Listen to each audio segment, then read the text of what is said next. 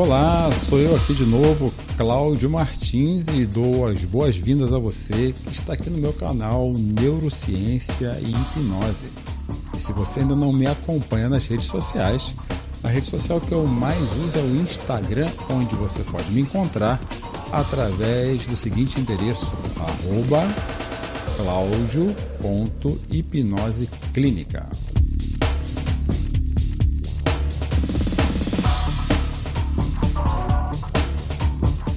O assunto da neurociência e hipnose de hoje é a fobia. Você tem medo de quê? Essa é a grande pergunta desse episódio. E eu vou falar um pouquinho para você a respeito do papel da fobia na nossa vida e como dessensibilizar esse mal que aflige diversas pessoas. Olá, tudo bem? Hoje nós estamos aqui para bater um papo sobre fobia. Você passa por isso, por uma fobia? Você sabe o que é fobia? Bom, para falar de fobia, a gente precisa falar a respeito de medo. O medo é uma emoção normal ou natural que sinaliza a presença de uma ameaça. O medo, ele existe para nos prevenir do perigo. Quando eu me sinto ameaçado, eu sinto medo. Normalmente o medo ele acontece diante de algo factível, da presença realmente de algo que nos traz essa sensação. Eu vejo o ladrão, eu vejo o leão, eu vejo o carro vindo na minha direção. Logo, o medo ele existe para nos proteger. E por falar de medo, aonde o medo se encaixa com a fobia? Antes eu quero conversar contigo a respeito de alguns tipos de fobia e alguns deles pode ser o seu caso, como por exemplo, a hipocondria é um tipo de fobia e é o medo de ficar doente. Você conhece pessoas que têm medo de ficar doentes? No ambiente da estética e do bem-estar existe a gordofobia. Eu conheço pessoas que têm medo de engordar e se acha feia caso isso venha acontecer. Existem medos esquisitos como a exopitrofobia, que é medo de ver seu próprio reflexo no espelho. Tem gente que evita espelhos por causa desse medo. Tem gente que tem medo de pássaros. Existe um medo também muito comum nos dias de hoje, que se chama a hipengiofobia, ou o medo da responsabilidade. Talvez uma das causas aí das pessoas arrumarem desculpa para tudo. Talvez esse seja o seu caso. E eu gostaria também de falar daqueles que têm medo da morte, a tanatofobia. Enfim, existem inúmeros motivos para que nós tenhamos fobia nos dias de hoje, ainda mais nessa sociedade do cansaço a qual nós vivemos. E como a fobia ela se desenvolve em nossas vidas? Bom, antes de falar de como ela se desenvolve, eu gostaria de te dizer que a fobia é um tipo de transtorno de ansiedade. Ou seja, a fobia está diretamente ligada à ansiedade. A diferença da ansiedade para o medo, que eu falei para você agora há pouco, é que a ansiedade ela navega no ambiente da previsão, algo que você entende que possa acontecer e não quer dizer que aconteça. São duas coisas totalmente diferentes. Então, eu costumo dizer que o ansioso ele paga a prestação de uma conta que ele nem tem ainda. Pensando em prever as coisas como elas podem vir a acontecer, no excesso de futuro, a ansiedade ela acaba se tornando irracional. Quando menos esperamos, nos sentimos ansiosos e ela costuma ser persistente e habitualmente carregar os nossos pensamentos após a sua instalação para pensamentos negativos. Por exemplo, algumas pessoas podem ter medo de avião sem nunca ter andado num avião. Outras têm dificuldade de dirigir, medo de dirigir, sem nem ter pego num carro ainda. E há pessoas que eu conheço que têm medo de elevador e nunca subiu no elevador, ainda que seja atualmente nesses tempos onde nós temos elevadores em quase todos os lugares. Ou seja, a fobia é um transtorno de ansiedade irracional que faz com que a gente tenha reações imprevisíveis que nós não conseguimos prever, apesar de surgir mediante uma previsão. Eu não tenho fato. É claro, e vale a pena aqui falar como uma fobia se instala. Eu vou dar um exemplo que vai deixar isso muito claro para você. Imagine você lá, criança, bebê, seu pai, diante de uma mesa, te coloca em cima dessa mesa, e ao lhe colocar em cima dessa mesa, ele fala assim, salta. E você, confiando na figura paterna ou materna, de quem quer que seja, você salta. Infelizmente, a pessoa que te convida ao salto não consegue te segurar e você cai no chão, acaba se machucando. Ao cair no chão, existe uma dor física e com ela vem uma dor emocional. Poxa, eu confiava nessa pessoa e ela me deixou me machucar. O seu cérebro, então, ele vai te proteger. A sua mente, então, ela vai te proteger, dizendo que lugares altos são perigosos. Isso fica registrado no seu repertório mental e toda vez que seu cérebro, e toda vez que você passar por uma situação parecida com aquela, que lembre ao seu cérebro o perigo da altura, ele vai te colocar em luta ou fuga.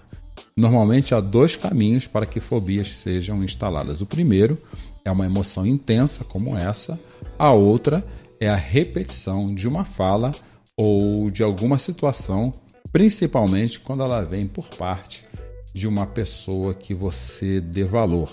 Então, muitas vezes, pais usam adjetivos não recomendados com seus filhos, como acontecia muito no passado, hoje muito menos, chamando ele de burro, incompetente. Você internaliza essa fala, seu cérebro quer te proteger da dor dessa fala, e aí também tem uma fobia instalada. Um exemplo que eu gosto de dar muito a respeito da previsão é sobre alguém dizer, pense que você está num caminho, uma trilha com amigos, e alguém fala para você, nessa trilha há cobras. A cobra nunca apareceu, entretanto, você já sente todas as reações de uma pessoa ansiosa quando pensa na cobra ou quando você pressupõe que possa haver uma cobra no caminho. E como isso acontece no nosso cérebro? Existem 2 regiões, aliás, uma região em 2 partes do nosso cérebro chamado amígdalas. Quando é comunicada a ela uma situação de perigo, ela ativa um sistema no nosso corpo conhecido como sistema simpático, aquele que gera um estado que é denominado luta ou fuga. Na verdade, apesar de se chamar luta ou fuga, esse estado pode causar 3 tipos de reação.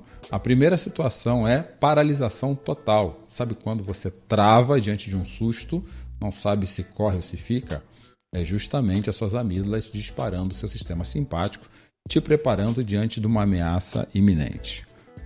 A segunda situação é enfrentamento. Você enfrenta o que te ameaça. Recentemente eu vi um vídeo aí nas redes sociais em que uma pessoa dá um susto numa outra e a reação da que tomou o susto imediatamente foi dar um soco na cara daquele que o assustou. Azar de quem o assustou, nunca assuste pessoas, porque você corre esse risco. Essa é uma reação irracional, tão irracional quando acontece nos casos que alguém atravessa na frente do seu carro, hipoteticamente falando, é claro, e você automaticamente pisa no freio depois que você vai pensar se é um homem, se é uma mulher, se é uma criança, o que passou na frente do seu carro. Então, quando você entra em enfrentamento, você reage, como se diz habitualmente, instintivamente. E a terceira e última situação é a fuga. Eu fujo, eu corro na direção contrária daquela possível ameaça, uma vez que diante da ansiedade não há ameaça real, mas uma previsão de ameaça.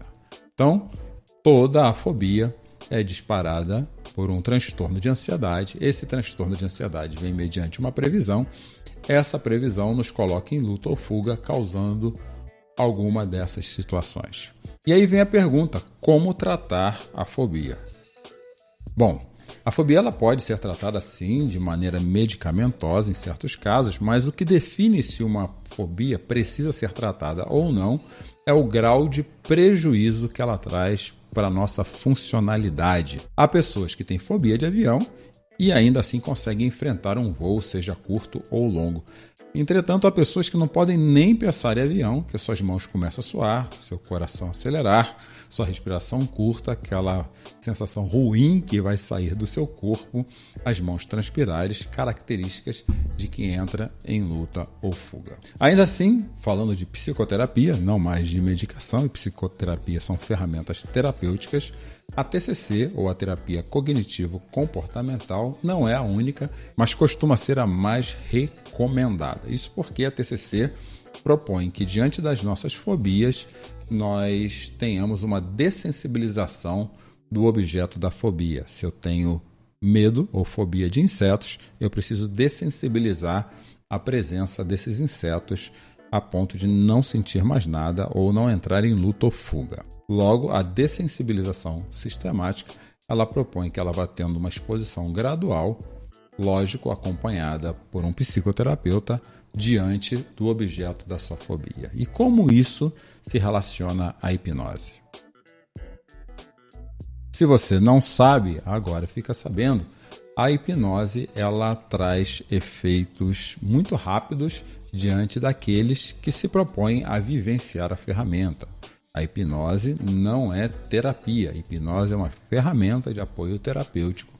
Ela não substitui o seu médico nem o seu psicólogo, mas médicos e psicólogos podem usar hipnoterapeutas para acelerar o processo de cuidado e tratamento. Diante disso, a hipnose tem ferramentas próprias capazes de causar essa dessensibilização sistemática e assim você tira toda a força emocional daquele objeto que é o objeto da sua fobia, seja uma cardiofobia, por exemplo, que é um medo de infarto, e tem gente também que tem um medo irracional de ser feliz, acaba se sabotando, medo de gato, enfim. Você tira o valor emocional do objeto da sua fobia através de uma ou mais sessões de hipnose. Dificilmente um processo de hipnose passam de 5 sessões, aliás, nunca passam, em 3 se resolve muito bem, e a pessoa que experimenta a hipnose como ferramenta terapêutica passa a funcionar melhor. Ela deixa de ter aquela disfuncionalidade, o prejuízo de conviver com essas coisas e se sentir muito mal. Sendo a TCC uma das linhas que define os marcos teóricos dessa ferramenta chamada hipnose, eu te recomendo Hipnose para lidar com as suas fobias. Já disse Alain Emile Chartier, o homem que tem medo do que não oferece perigo, inventa o perigo para justificar o seu medo.